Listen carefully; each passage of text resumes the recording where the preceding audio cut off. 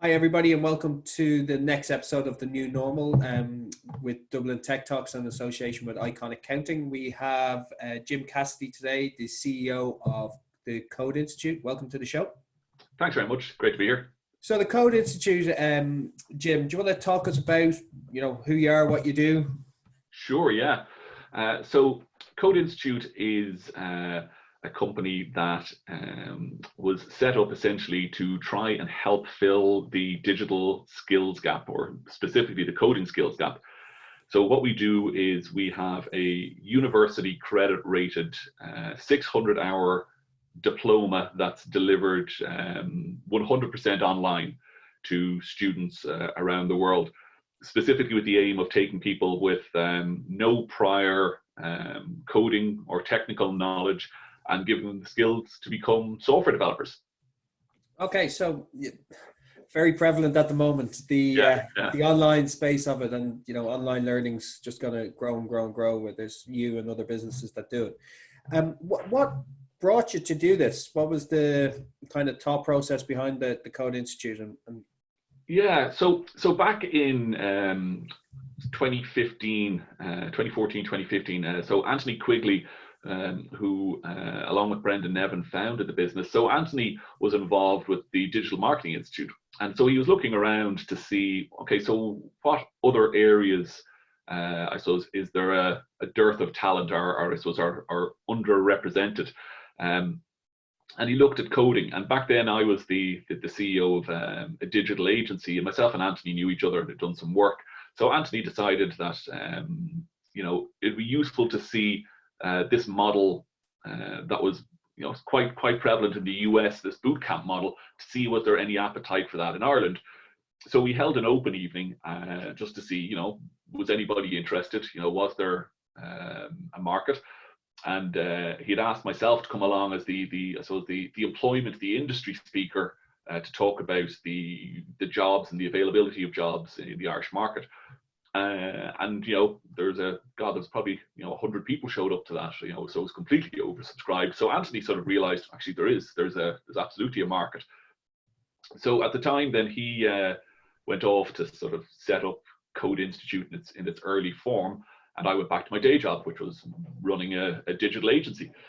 I finished up that day job, and then I went off to do a master's degree. I'd sold my business, and then decided I was going to go off and do a master's degree because I wanted to just, I suppose, finish something that I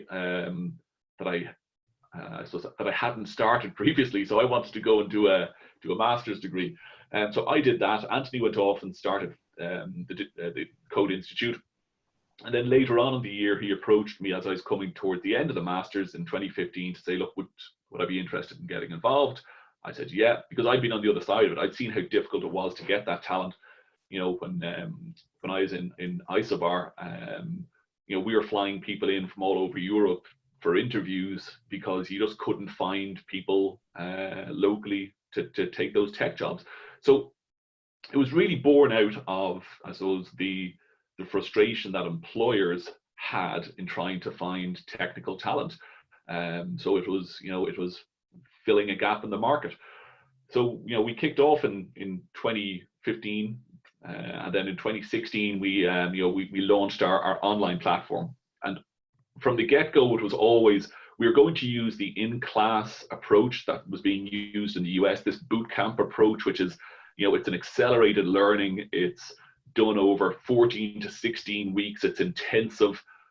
And we sort of thought, yeah, that's interesting, but how can we take that online, make it more available to a wider audience, and then scale it? Because one of the problems you have with the physical boot camps is, well, they don't scale very easily, because in every place you want to set up, you have to set up a physical classroom.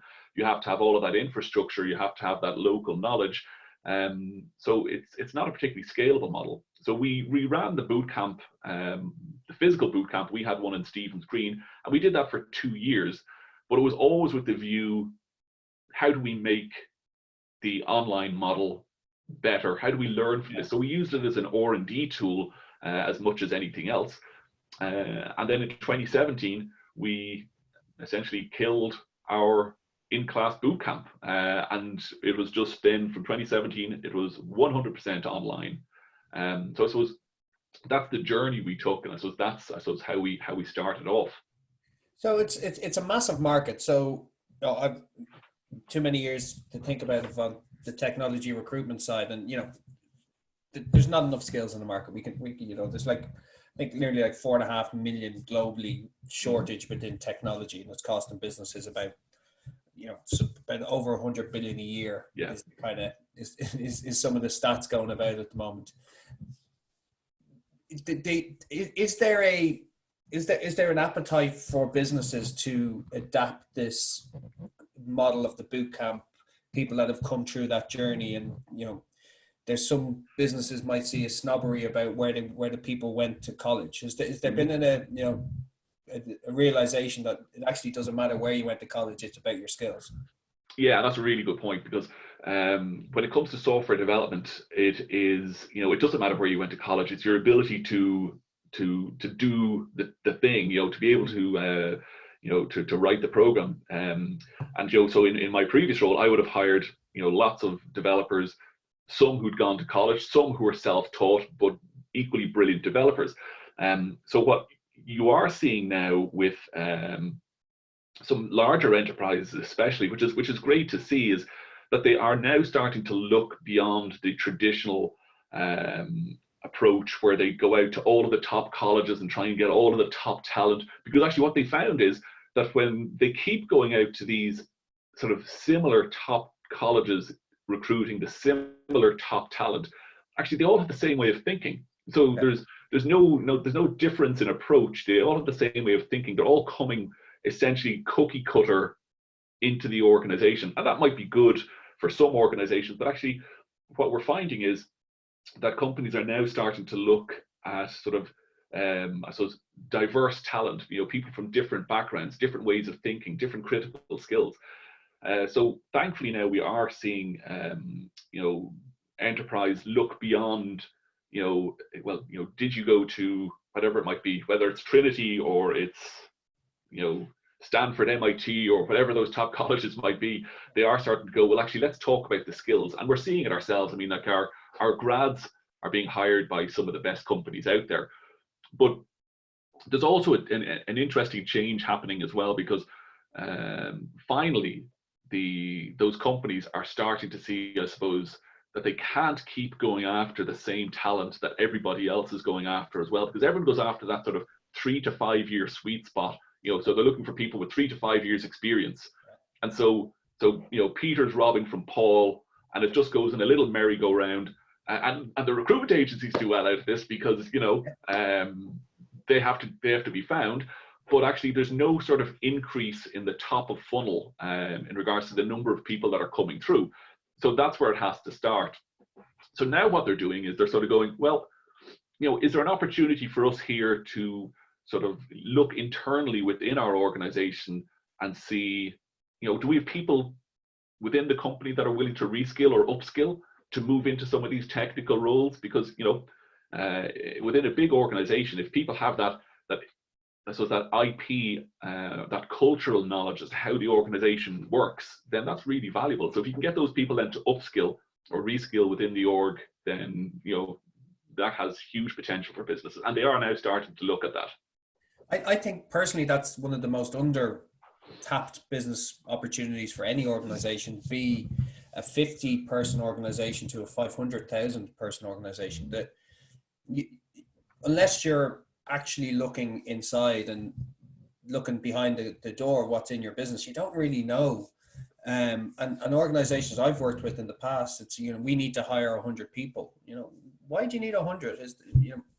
Is there anybody in your organization that can probably do this job? Have you looked at them? Have you assessed them? Like, do you know what type of people you actually have, or do you only have the people that you hired off the CV 2 years ago and they haven't evolved? Yeah. So with the cost of employing people, I certainly think that's, if organizations aren't looking at it that way, they're behind the game. Yeah, and they are, and I suppose though it's a historic thing. It's how things have traditionally been done.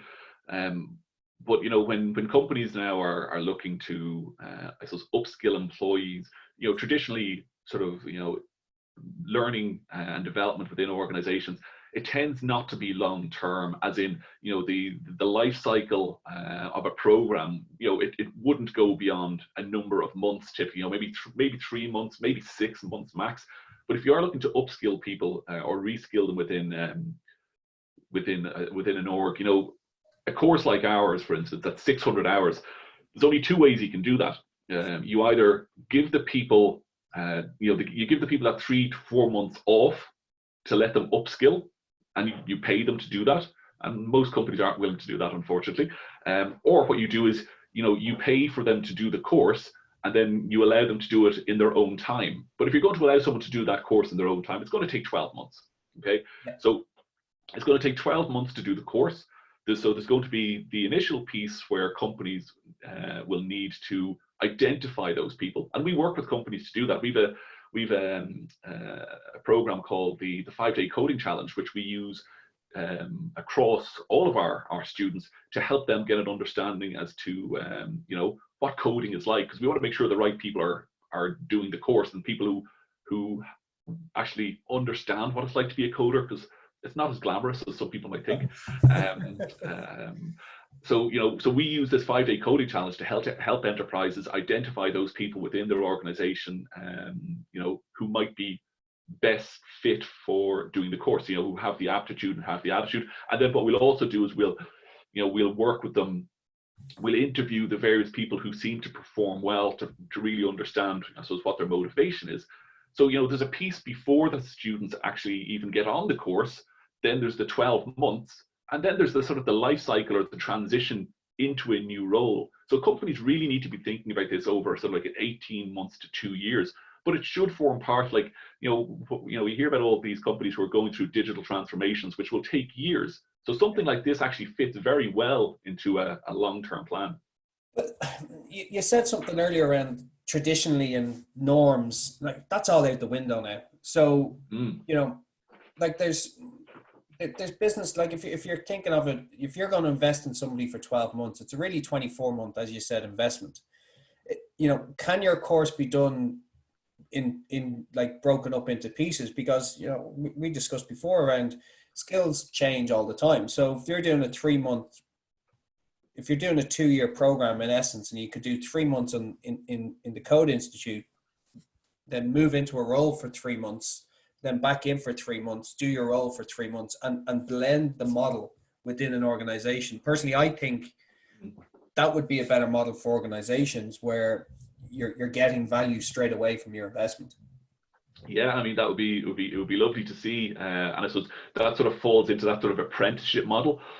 So there are some constraints when you are doing a course that is academically validated, because there are certain criteria that you have to fulfill as part of the academic validation piece. So our course is credit rated by Edinburgh Napier University, and there's certain criteria, which is the length of time that a person has to do the course.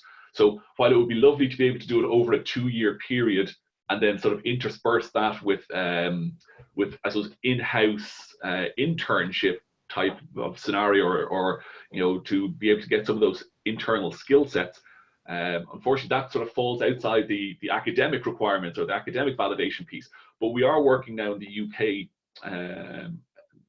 to see how our course can fit into their apprenticeship scheme, because that would work particularly well. But it does require companies, again, to change their hiring. You know, they need to look differently. And you know, traditionally the word apprenticeship has had negative connotations, certainly around the professional services side of things. But well, it shouldn't, because you know, there's now apprenticeships in accountancy, there's apprenticeships in legal services. So I think there's a requirement for a level of maturity to come to the market there as well. No, just back on the timeline side, it's the, you know, if you're going to invest, you can allow somebody to work Monday and Friday on full time doing their studies, and then Tuesday, Wednesday, Thursday, they're using their skills. I'd love that. That would be lovely. I mean, that would be fantastic. Rather than have an empty seat for 6 months, because I mean, you're right, and they could get to understand the ebb and flow of the company. They could start to contribute. They could start to interact with the various different people on the team. Unfortunately, most companies aren't forward thinking that way.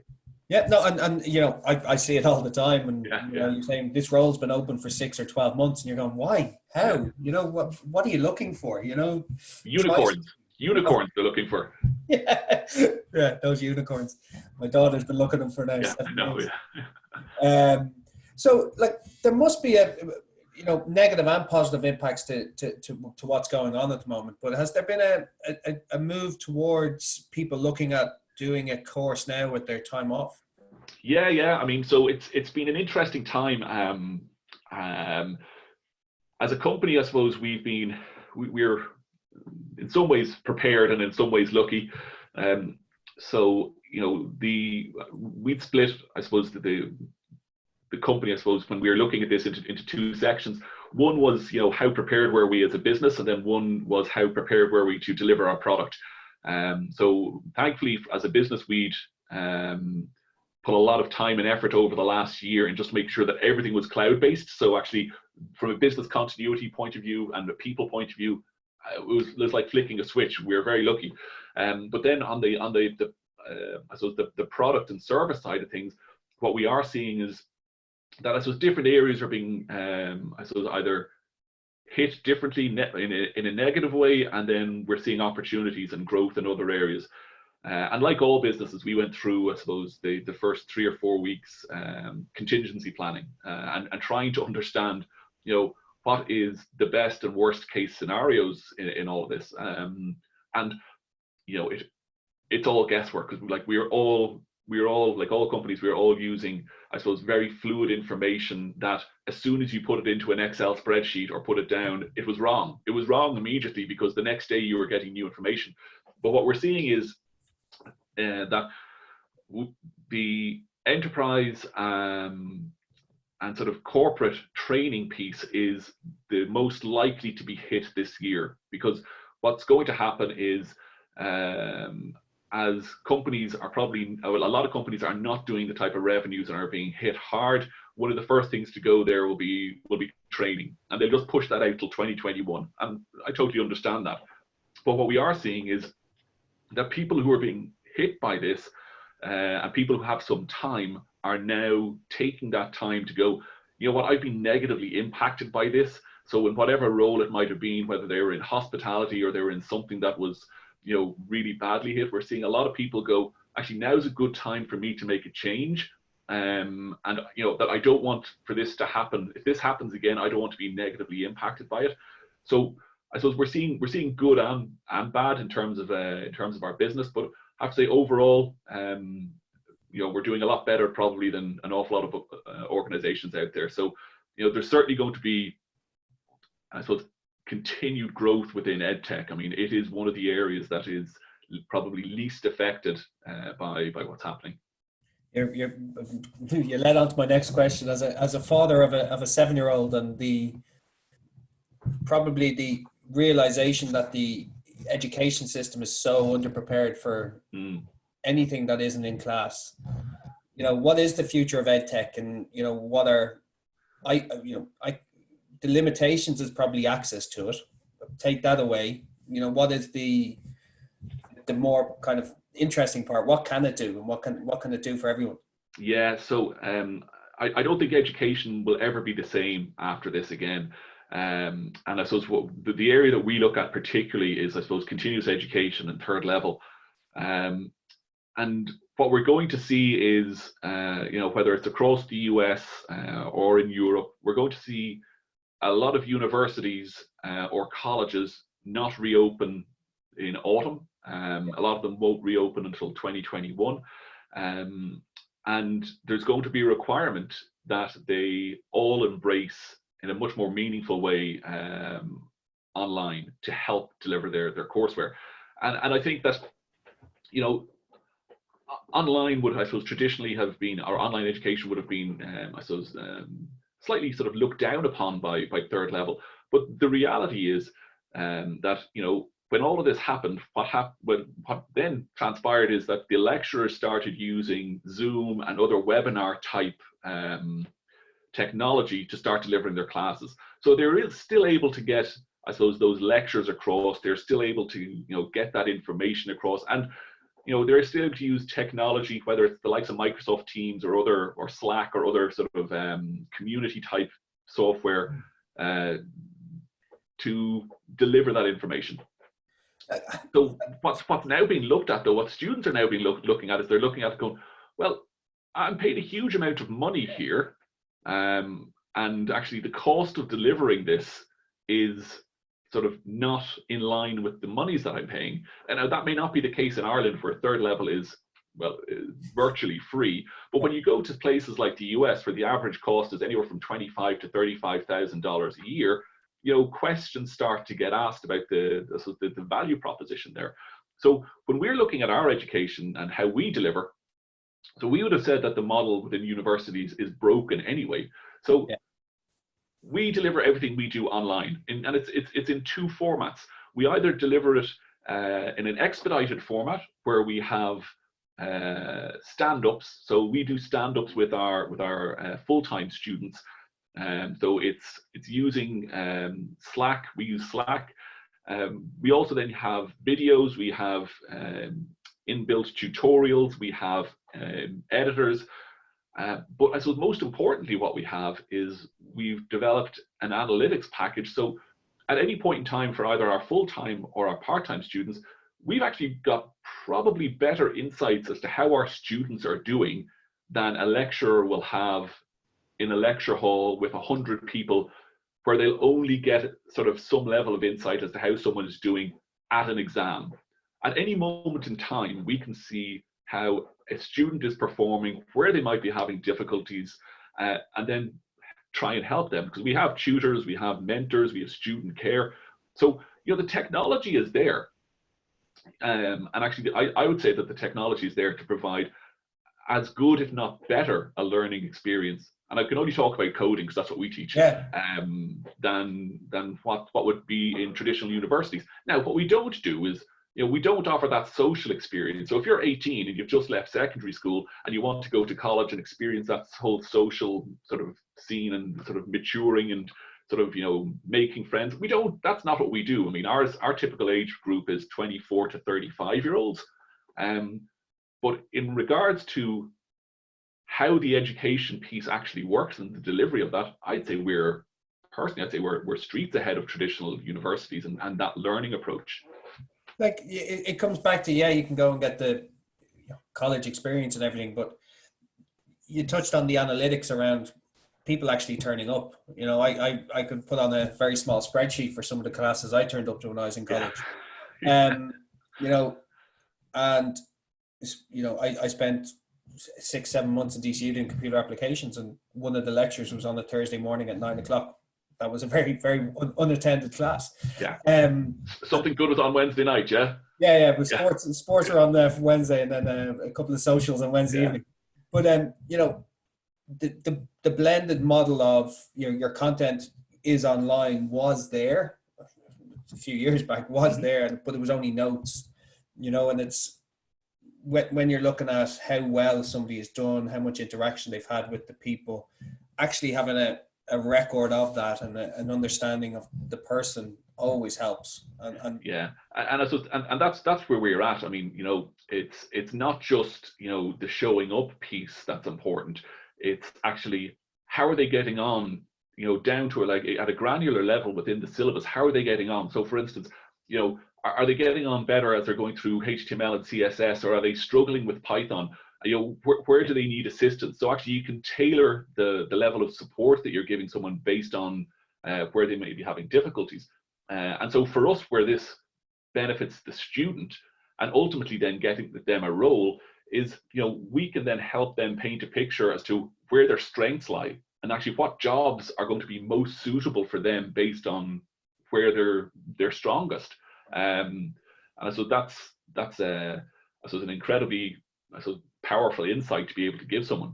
Yeah, and it's back to nearly like your real world environment where you're going into an organization, and your lead or manager should be doing the same. And if you can't, everybody asks for that developer who can talk openly about, the product or their skills and different things like that. And if your head's down learning and you're an excellent coder, you probably still won't get the job. You have to be able to talk to people, and you have to be able to explain what you're doing.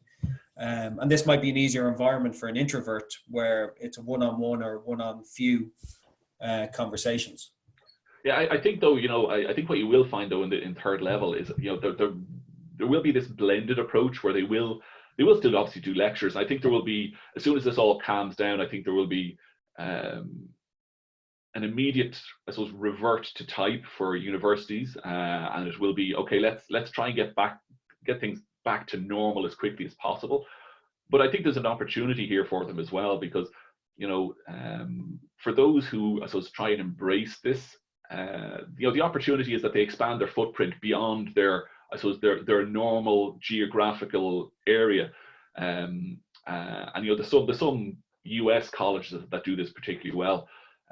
So I think it's Southern New Hampshire University is one of the biggest online universities in the world. The future of the Code Institute, what is, probably looking back over the last 12 weeks, what is the next 6-12 months? I don't really ask over 12 months these days. Yeah, well, no, it's okay to talk about 12 months. So we're investing now heavily. So as I said, we have our analytics platform, which is called Amos. So we have our analytics platform, and we're going out to market now to third level to essentially to offer those third level, this content LMS and analytics platform to help them deliver a new or varied model that they might otherwise have done. Our expectation is we have plans to expand further into Benelux and the Nordics regions, which are important markets for us. And we had hoped at this point to have people on the ground in both of those areas, but COVID put pay to that. But we'll get it sorted. So we're hiring at the moment, so we've got a number of open roles, which is, I suppose, is great to be able to say in this market. Yeah. But we're going to continue to invest into our product. We're going to be launching a new product at the end of this year, which we're looking forward to. So it's onwards and upwards. And just a very, probably, as you might say, yes or no, secondary, is that because, I've been, if anybody ever heard me talk about things, it's, I can't believe we haven't done this in secondary, and, why kids aren't leaving school these days and with a programming basics or a programming something. The pushback has always been it's too expensive, and our teachers, we can't train our teachers to be coders. Is this a solution, do you believe, to that nonsense talk? Yeah, well, some of it's nonsense and some of it probably isn't. So I think there's certainly programs out there that can give kids a good understanding of software development concepts. There's the likes of Scratch, for instance. But there is going to be a difficulty in having teachers who are capable of teaching that, because if someone goes along and does a course like ours and they're qualified then to become a software developer, well, I suppose the lure of the open roles, and there's good wages to be made in software development. Yeah. It's difficult then to hold on to those people, because actually you're setting them up to move on potentially. Now some people would say that teaching is a vocation, and that once a teacher always a teacher. I'm not so sure, but there is certainly technologies out there that are currently available, but I think it'll happen. I think that over the coming years what you will see is that digital skills or technology skills will form part of the curriculum, but it should be around, I suppose, that idea of problem solving. It should be around sort of, not sort of anything to do with sort of social media or any of that type of nonsense. It needs to be, I suppose, more critical thinking and problem solving based. Yeah, my thought process is more around, you know, if it's a 2-year part of your leaving cert and it's a digital platform course, it's a UX UI full stack something, that can be delivered by a code institute, a business like that has the curriculum set up, and we can see the analytics around participation and the, you know people. We all turned up to school, and there were some classes we enjoyed, there's some others we didn't, and nobody could tell me how much I learned or how little I learned, but obviously the analytics around your platform could do that. No, you're right. It absolutely could. And it can evolve, and it could evolve with the new tech as it comes along, because one thing I always talk about is what you're taught in first year in college is redundant by the time you graduate nearly. Yeah. And I suppose that's another reason why we exist as a company. And you're right, because they're still teaching in colleges now. They're still teaching in assembly, and they're still teaching languages that might still be used in some obscure sort of legacy systems. And listen, people can still make a living out of that. I learned COBOL, whatever it was, 25 years ago, and if I could remember any of it, I'd still be able to go out there and get work as a COBOL developer, because it's still in all of the banking systems and all the finance systems. So it's in demand. But yeah, what typically happens though is that for the majority of the jobs, for the 90+% of the jobs that are out there, they are looking for the modern technologies. They are looking for Python, React. They're looking for the stuff that is most in demand now, which is where I suppose we exist, because our syllabus is updated dozens and dozens of times per year, so it's always in date. But going back to the secondary or primary school, there's no reason why something like that couldn't be done. I suppose there needs to be a political will, and there needs to be a business case for a company like ours to be able to do something like that. And at the moment, I suppose I don't see it on the syllabus. I don't see it within the Irish syllabus in the coming few years. Maybe it'll change, but you can see other countries are sort of getting ahead on that as well. And it's important that we do, by the way, across Europe. There's probably, I think it's about in excess of about 40% of people have insufficient digital skills, and even more have insufficient software skills.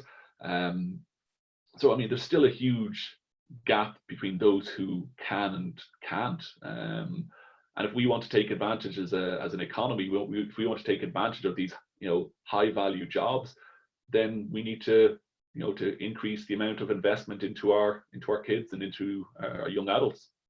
I couldn't agree with you stronger. It's our breadbasket as an economy, and I don't think it's looked after as much as it should. But that's a conversation I've been going on for nearly 15 years about how we can change our education. So it's not going to be solved on a podcast like this. But no, thanks Mill for your time today, Jim. It's been a real pleasure to learn more about the Code Institute and yourself. Thanks very much. It's been great. It's been a nice diversion from, I suppose, the sort of the normal day-to-day routine. Yeah, no, thanks, Mill. Jim Cassidy, CEO of the Code Institute. Thanks for your time. Thanks. Bye.